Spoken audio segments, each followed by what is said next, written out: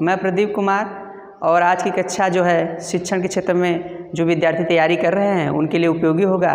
जो CTET, UP TET और जो है कि एक भर्ती की जो तैयारी कर रहे हैं उसके लिए उपयोगी होगा। तो आज हम लोग मनोविज्ञान के अंतर्गत पढ़ेंगे शिक्षण के सिद्धांत। तो शिक्षण का सिद्धांत दो तरीके का होता है, एक होता है शिक्षण का सामान्य सिद्धांत और एक होता है मनोवैज्ञानिक सिद्धांत। तो आज हम लोग शिक्षण के सामान्य सिद्धांत की चर्चा करेंगे। तो पहला हमारा है शिक्षण का उद्देश्य, जो है निश्चित उद्देश्य का सिद्धांत।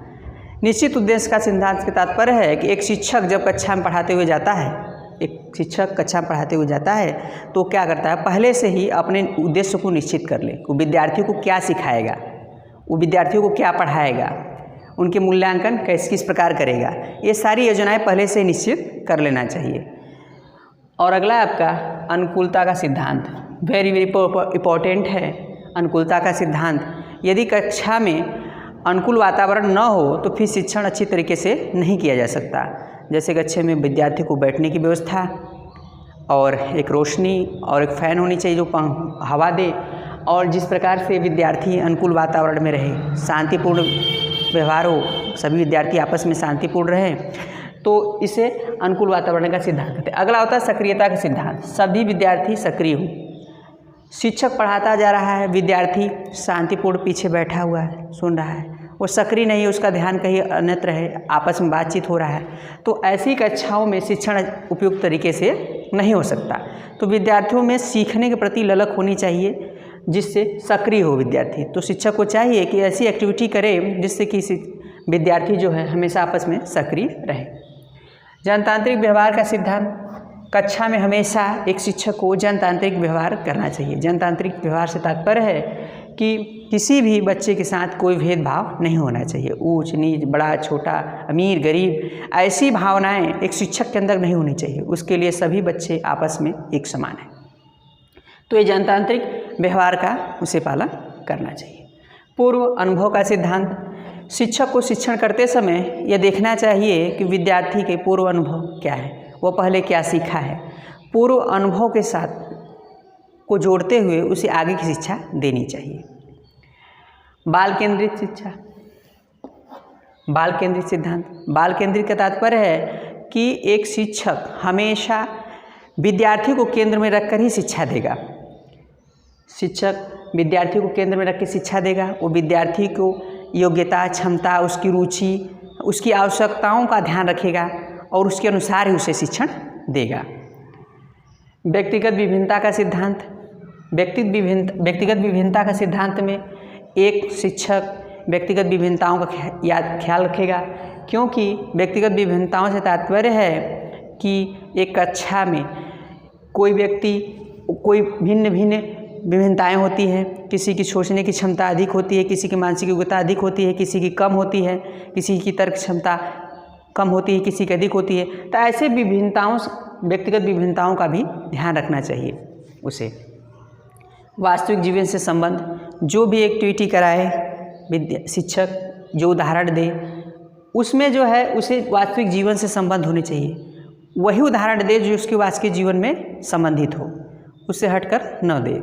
अधिक से अधिक प्रयास करे कि जो उसके वातावरण में है, जो उसके परिवेश में वस्तुएं हैं, उसी से उदाहरण दे।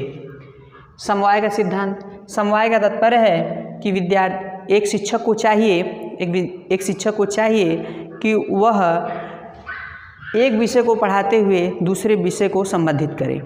जैसे अगर यदि आप इतिहास की शिक्षण कर रहे हो तो उसके साथ भूगोल का भी ज्ञान दो, ताकि वो उस परिस्थिति को समझें, उस मानचित्र को समझे जहाँ से जहाँ तक कि इसका विकास भी हुआ था। तो इतिहास शिक्षण करते समय उसे भूगोल की शिक्षा दें, भूगोल की शिक्षा देते समय इतिहास की शिक्षा दें। जितना हो सके अनेक विषयों को उसमें सम्मिलित करें। नियोजन का सिद्धांत, कोई भी शिक्षक यदि शिक्षण करने से पूर्व पाठ्य योजना उचित ढंग से नहीं बनाता है तो शिक्षण उचित ढंग से नहीं कर पाएगा। इसलिए एक शिक्षक को चाहिए कि कक्षा में जाने से पहले वो पाठ्य योजना को अच्छी तरह बनाए, अच्छी तरह से उसे नियोजित करे, उसके बाद ही कक्षा में जाए। चयन का सिद्धांत, विषय वस्तु का चयन उपयुक्त तरीके से करें। उपयुक्त तरीके से विषय वस्तु यदि चयनित नहीं होता है तो शिक्षण अच्छी तरीके से नहीं होगा।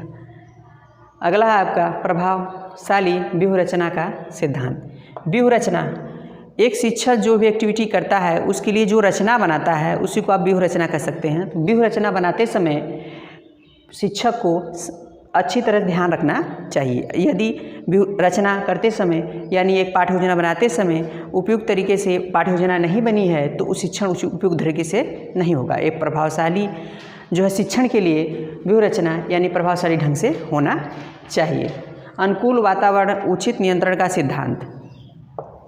अनुकूल वातावरण और उचित नियंत्रण का सिद्धांत। वातावरण अनुकूल होना चाहिए, उचित नियंत्रण मतलब शोर शराबा ऐसी नहीं होनी चाहिए। ऐसा नहीं है कि आप कक्षा में पढ़ा रहे हो और पीछे विद्यार्थी आपस में बातें कर रहे हैं, तो इन सब का ध्यान रखना चाहिए और शांतिपूर्ण कक्षाएं चलनी चाहिए। उपचारात्मक शिक्षण का सिद्धांत, एक शिक्षक को अपने विद्यार्थियों की समस्याओं को देखना चाहिए और समस्याओं का निवारण भी करना चाहिए। समस्याओं का निवारण भी करना चाहिए। क्रियाओं का सिद्धांत, विद्यार्थियों को सक्रिय रखना चाहिए। एक शिक्षक को चाहिए कि विद्यार्थी सक्रिय रहे। डूइंग बाय लर्निंग को देखना चाहिए, हर विद्यार्थियों को सक्रिय रखना चाहिए। सक्रियता के साथ ही कक्षा को चलाना चाहिए। विभक्तिकरण का सिद्धांत से तात्पर्य है कि जो भी आप पढ़ा रहे हो उसको छोटे छोटे भागों में, छोटी छोटी अंकों में लेकर ही पढ़ाएं ताकि बच्चों को स्पष्टीकरण हो। अपने पाठ को छोटे छोटे भागों में बांट कर ही पढ़ाएं जिससे अच्छी तरीके से उनको समझ में आ सके। सहयोग का सिद्धांत यानी बालक बालक में, शिक्षक शिक्षक में, बालक शिक्षक में एक सहयोग की भावना होनी चाहिए। आपस में सहयोग की भावना होनी चाहिए, मतभेद नहीं होनी चाहिए। एक साथ बच्चों को एक छोटे छोटे भागों में बांट कर कोई एक्टिविटी कराएं जिससे क्या होगी, उनमें सहयोग की भावना विकसित होगी।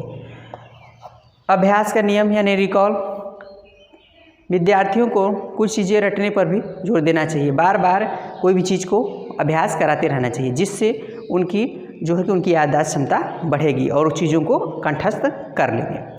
तो हमने देखा कि शिक्षण के समान सिद्धांतों में देखा निश्चित उद्देश्यों का सिद्धांत जिससे कि विद्यार्थियों का निश्चित उद्देश्य होना चाहिए। अनुकूलन का सिद्धांत, वातावरण जो है अनुकूलित होना चाहिए, कक्षा में शोर शराबा नहीं होना चाहिए, बैठने की उचित व्यवस्था, रोशनी होनी चाहिए। सक्रियता का सिद्धांत, विद्यार्थी सक्रिय होना चाहिए, यदि वो सक्रिय नहीं है तो सीखेगा नहीं, तो सक्रियता के सिद्धांत में विद्यार्थी सक्रिय होना चाहिए। जनतांत्रिक व्यवहार का सिद्धांत यानी कक्षा में ऊंच नीच, बड़ा छोटा, अमीर गरीब ऐसी शिक्षक को नहीं करना चाहिए, सभी बालक आपस में समान हैं। पूर्व अनुभव का सिद्धांत, पूर्व अनुभव का सिद्धांत तात्पर्य है कि जो पहले सीखा हुआ है उसको आप शिक्षक को नॉलेज होनी चाहिए, उसके बाद ही वो आगे की शिक्षा दे सकता है।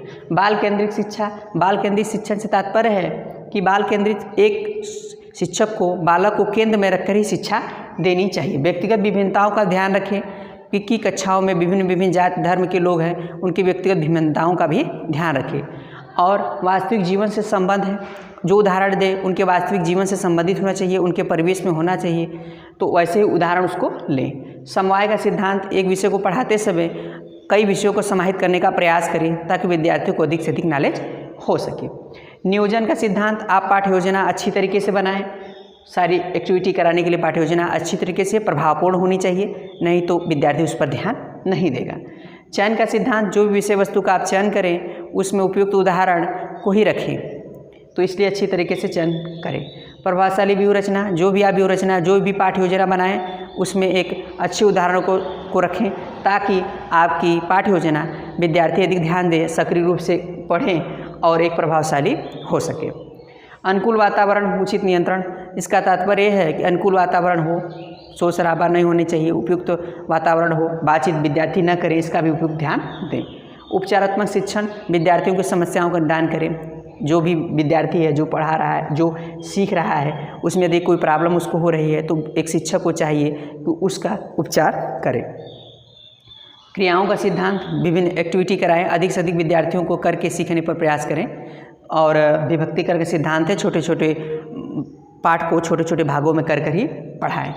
सहयोग की भावना विकसित होनी चाहिए, एक विद्यार्थी दूसरे से सहयोग के साथ पढ़े।